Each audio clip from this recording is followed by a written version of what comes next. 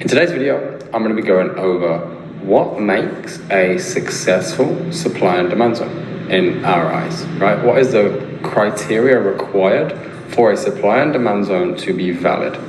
And in this video, we hope that you'll be leaving with exactly the understanding of whether your supply and demand zones are valid. And hopefully this will give you some insight into why maybe some of your supply and demand zones have been failing. So guys, without further ado, let's just jump straight into it. Supply and demand zones have a very specific criteria in order for me personally to take them, right? There are levels of supply and demand all over the market, like first and foremost, levels of supply and demand exist everywhere. So how do you really decipher which one is for you? Well, for me, the first criteria is that it has to take a level of liquidity, or the area of price in which it came from has to take an area of liquidity. So what does that look like, right? Well, there has to be some form of liquidity that zone takes, right? Because we use the level of demand zone in this example, and it can just be reversed and flipped on its head for supply zone. But it has to take a level of liquidity.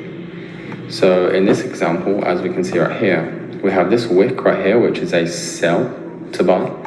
I'm going to make another video on what wicks really represent and go a bit more in depth into that, and why sometimes we use wicks as demand and supply zones. But here we can see we have built up liquidity, built up mitigations, minute trend line internally, and then you can see we have a very aggressive move to the downside with this wick, and then a very aggressive reaction back out, which essentially just cleared out levels of liquidity. If there was a trend line forming, that anyone who was attempting to buy in here would have been taken out. So criteria number one is that it has to take liquidity. Or if it didn't take liquidity, because not every single zone does take liquidity, if it didn't take liquidity, then that means there would have to be a level of liquidity to take, right? There would have to be liquidity before the zone to take, right? Vitally important that there is some level of liquidity involved, because for the most part, if you haven't identified the liquidity, you probably are the liquidity, and sometimes that can be in the form of inducement. So a zone has to have large volume. Liquidity is number one. Second of all, it has to have large volume. This is a clear indication to me that banks are getting involved in the market because there is a buying pressure or a selling pressure in a supply example that is significant, right?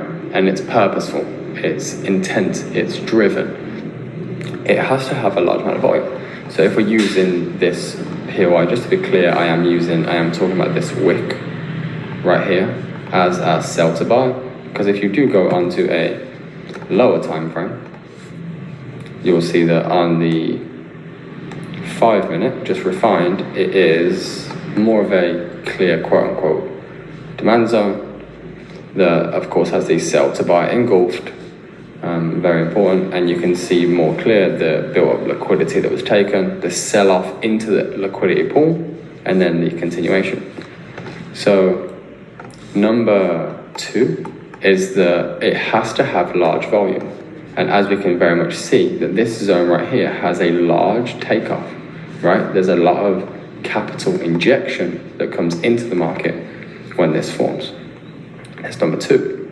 Number three, it has to break structure or change character, right? It has to be responsible for doing something.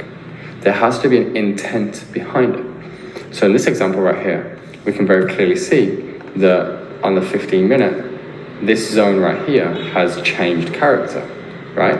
It's caused a change of character from supplying control to demanding control.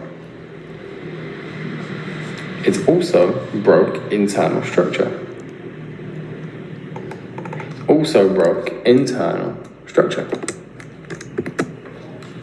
So it has to do something significant. There has to be an intention for it, a reason as to why. That's number 4. Number 5, there must be liquidity to target, right? There must be areas of liquidity that you are looking to take the trade to. Right here, for me, we have built up liquidity in at this high, right? Liquidity. There has to be liquidity to target. And then finally, number 5, it has to be well priced, which means that by the time price gets there, it has to be priced in and around discount for a demand zone, or if it's premium, then it's going to be a supply zone. So it has to be well priced, which simply means that it has to be coming from a level of premium or discount. Again, I will make a specific video on how properly to use premium and discount in another episode. But right now, number 5, it has to be well priced. So let's recap. Number 1, it has to take a level of liquidity. Number 2, it has to have large volume. Number 3, it has to change something or break something. Number 4, there has to be liquidity to target.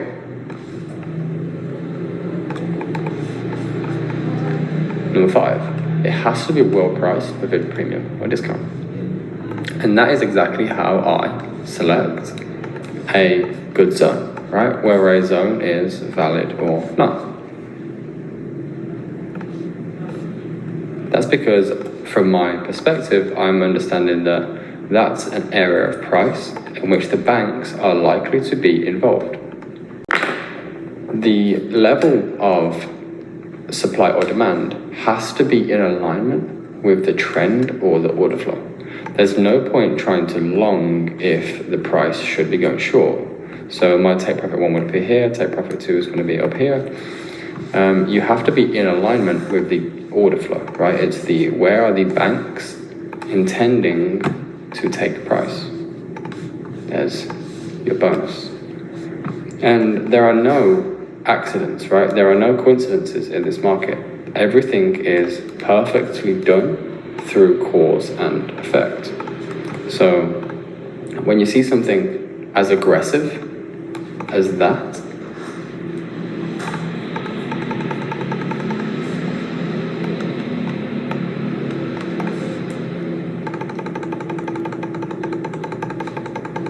and then directly to take profit, and this is live in the market right now. There are no such things as accidents, right? Everything is intentionally designed by default, more than likely programmed algorithmically to do exactly what it is that it needs to do.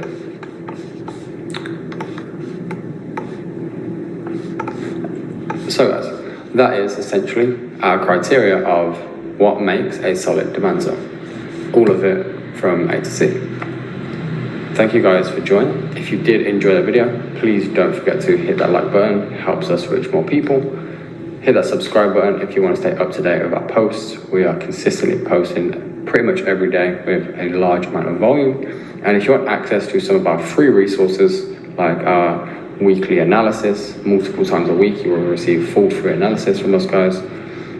A free webinar, we have a full free webinar available, and we have some other things. If you would like to go and get those, claim access to those, please check the description box down below where we have all of our links. And I'll see you guys in